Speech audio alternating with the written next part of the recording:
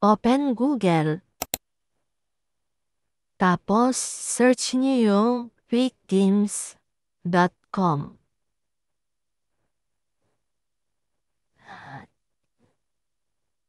Ayan, kapag nag-loading na, click niyo yung Fake Games Private Server.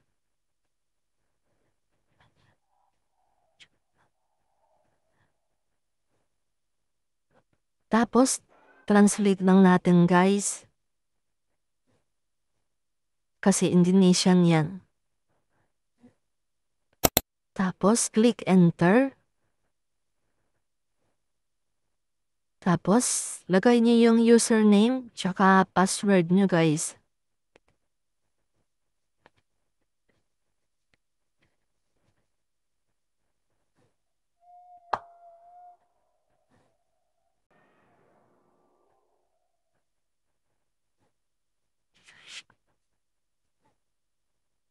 Tapos, tap niyo yung menu, yung may tatlong bar.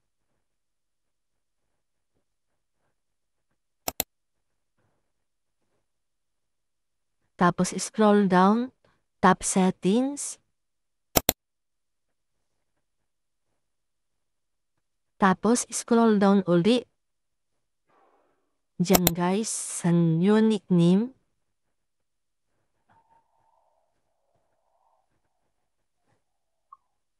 Diyan kayo guys maglalagay ng bagong nicknames nyo for IGN.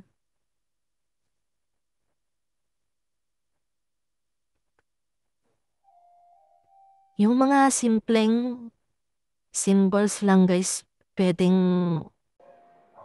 magamit or malagay dyan sa sa bagong nyo, IGN.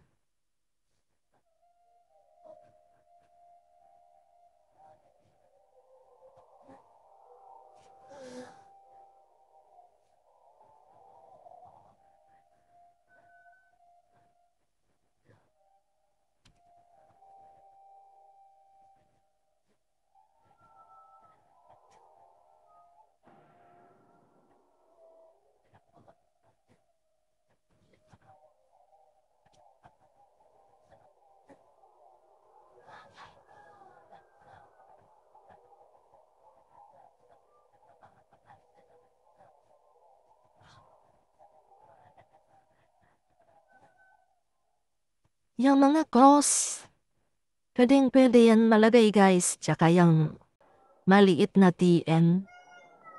Sa PC mahirap kasi pero pwede naman atang i-search lang sa sa Google din.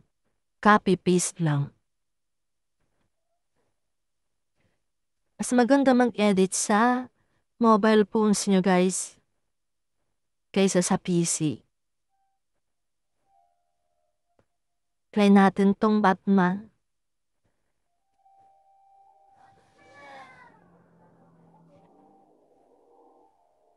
Tapos kapag tapos na kayo, tap nyo yung change. Tapos tap nyo yung yes. Okay na yan guys. Yan. Di ba ang dali?